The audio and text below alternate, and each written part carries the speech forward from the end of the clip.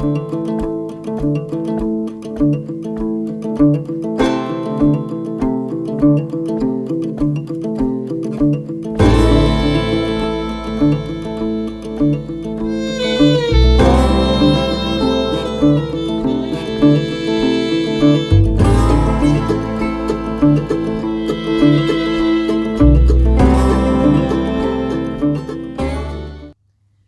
everybody, and welcome to today's episode of Blue Ridge Off Grid.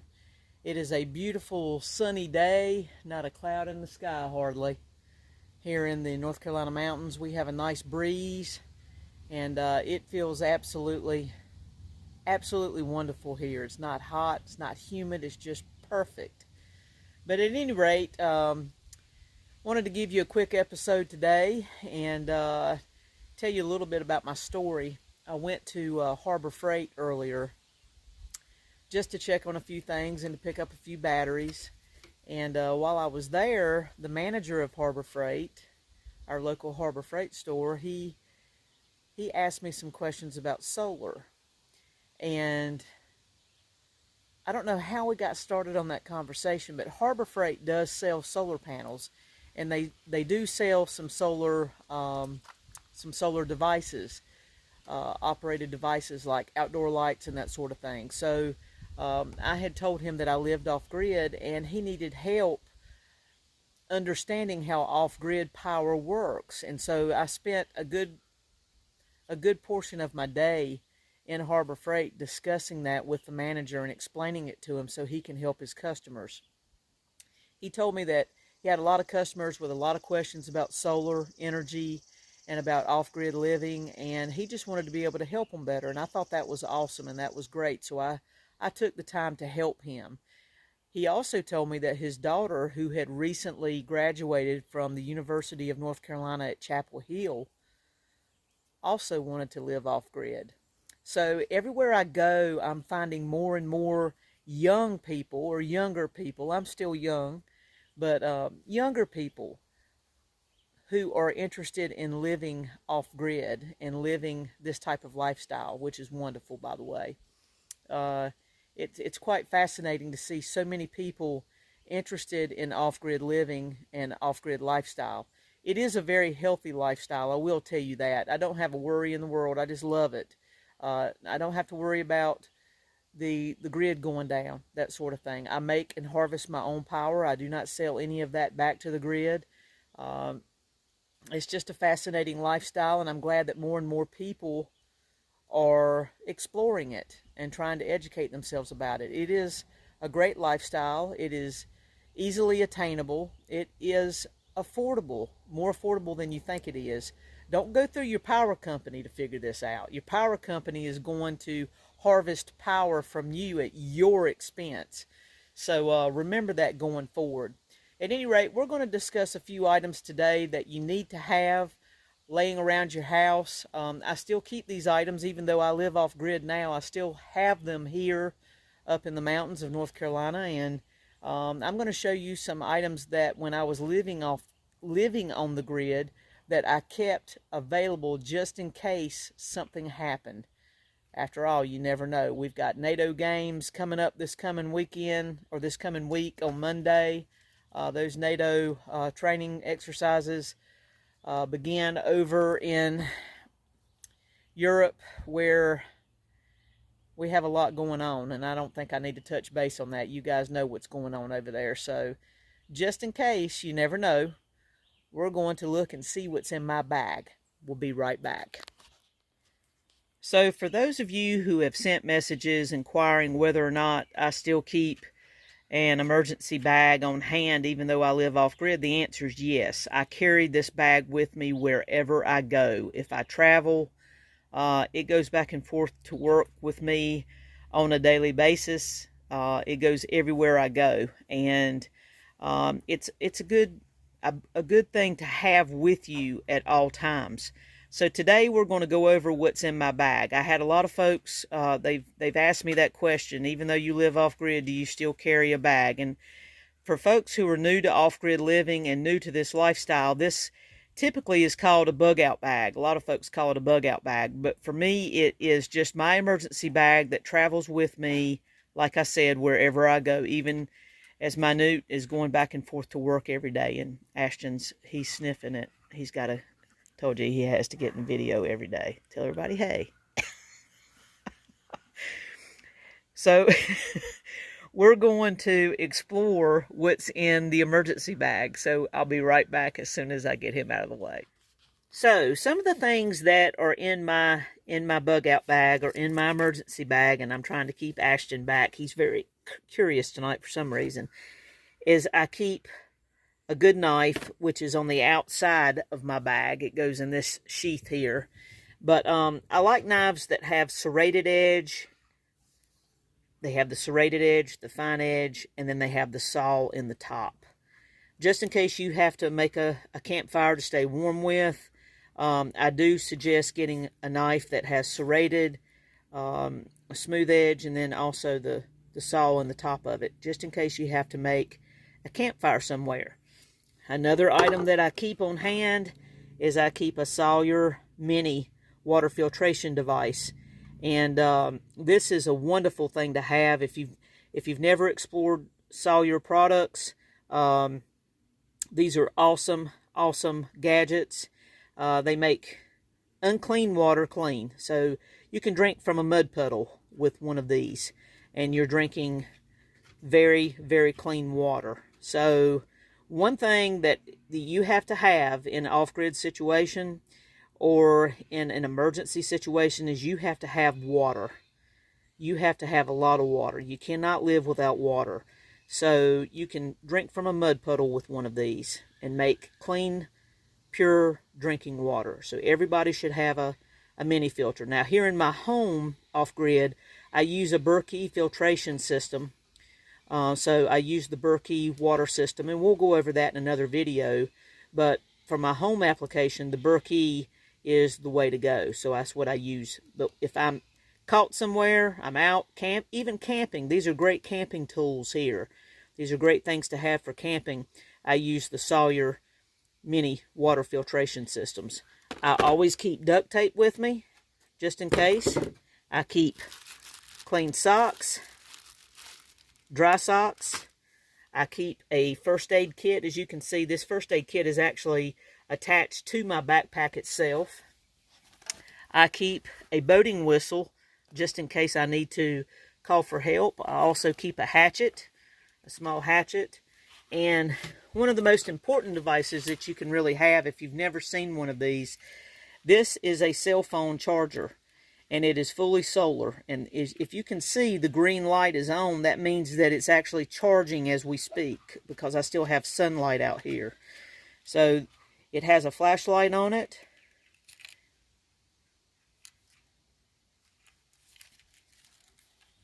Very durable, very rugged, and it has ports on it for a USB cable. Also has a compass in it. You can see the compass in it. But you just lay this out in the sun and it charges your cell phone. You just have to lift the little tab here. Let's see if I can do it one-handed. Probably not. Give you an idea. It has the USB ports, has two. So you can actually charge two cell phones at a time. And then it also has a smaller charging port as well. So very good piece of equipment to have right here. These are abundant everywhere. And I'll tell you, we used to, when I lived at the beach for a while, we used to use these on the beach so that we could stay on our cell phones all day long and not have to worry about charging them. So great piece of equipment to have right here to keep your cell phone charged. It does work very well, and as you can see, it's charging because the green light is on. So those are a few things that I have in my bag, and I'm going to be right back with a few more. So some of the other things that I keep in my bag, in my emergency bag, is I keep, a lot of people know this is 80-mile-per-hour tape. It's like duct tape, but it's rated to withstand 80-mile-per-hour winds. So that's another thing I keep. I keep tea lights. I keep cable ties. I keep handheld flares. And those you can start just by removing the top and scratching the top to the abrasive end, and start it. So I keep those on hand. I keep net, and I also keep, I love this book. It is the 3rd edition SAS Survival Handbook. I keep that on hand just in case too. You never know. Anybody needs that, whether you live off-grid or you live on the grid. Everybody needs a survival handbook just in case. You never know. Remember, I always say it's better to have it and not need it than to need it and not have it. Some of the other things I keep is I do keep quite a bit of rope.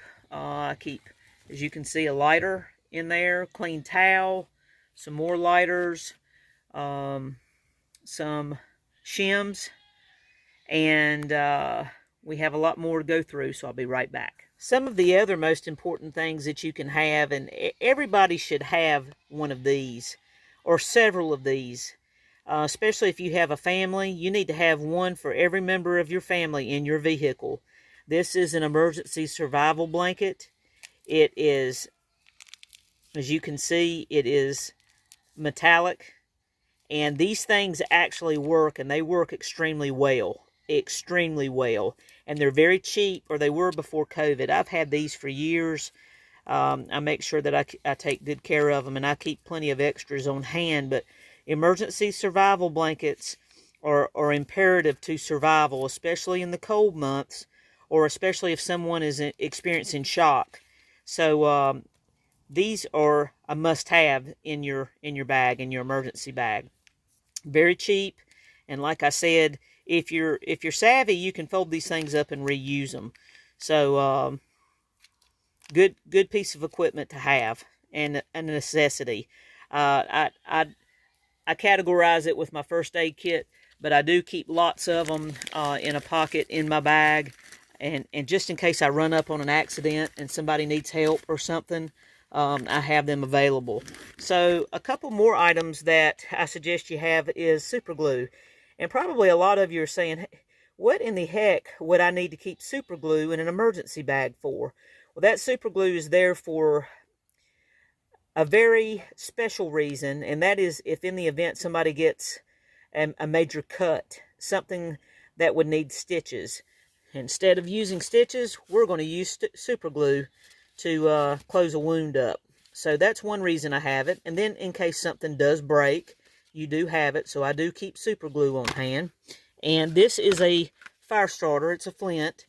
I do have a lighter in, several lighters in my bag, but I also keep a flint because, as we all know, lighters do not last forever. So I suggest that you get you a good flint and that you know how to use it. I have another one of these that I use and practice with a lot, and I keep this one sealed up, and it's a great flint. I recommend it. I don't get any compensation for suggesting this to you today, but it is a good, easy to use flint, and I do recommend that you have one of those as well. So we'll be right back with more stuff. So another thing that I have is a solar flashlight, and it is hand crank also. So if you need immediate power, all you have to do is you have to crank it, hand crank it. And this is a pretty neat little gadget right here. It has a solar panel on it, so you can charge it either way. You can wind it for immediate use, or you can set it out in the sun. It is LED. It's extremely bright. I also keep, you remember these things, don't you? The little flares. You just break them and they illuminate. Love these little things right here. I keep some of those on hand. I keep all different colors just in case you need some light. And I keep a poncho in case I have to work out in the rain for some reason. So I keep a poncho on hand. And I also keep a tarp in case I have to build a makeshift shelter just in case. So those are just some of the things in my bug out bag, and I'll be right back. So there's a couple other things you need to have in your bag too, and that would be bottled water, and you need to rotate that out periodically. along with some freeze-dried food. If you've ever been to Dunham Sports or any of the sporting goods stores, they sell a lot of Mountain House meals, and they're prepackaged. It's freeze-dried food. It has a shelf life of approximately 25 years, depending on which serving you get, and you need to have some of those in there. One thing I do keep in mind is I keep some of the pure protein bars in mind, and I keep those rotated out periodically as well. Another thing you need, remember that flashlight I showed you that you can turn it to have instant light, LED? You also need an emergency radio that operates in the same manner.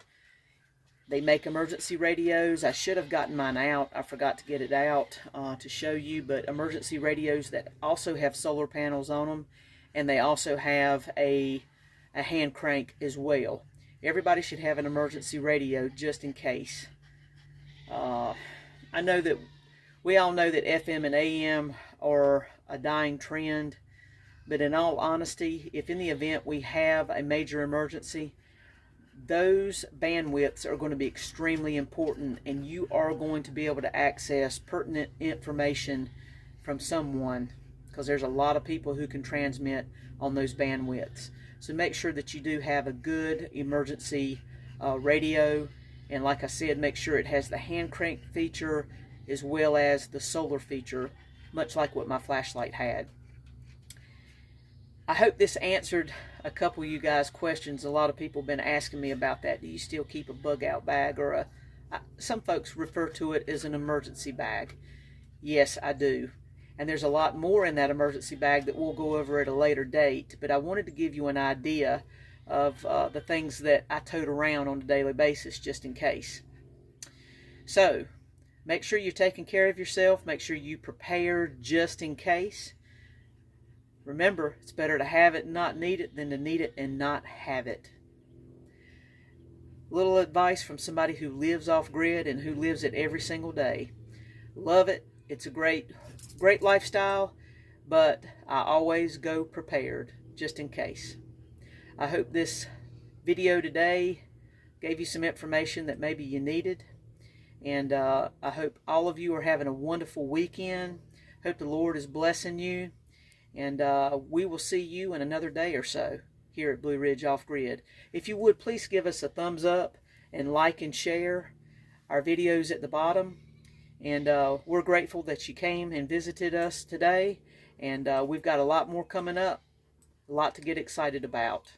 So keep on learning new things, especially about living off grid. God bless, and we'll see you soon.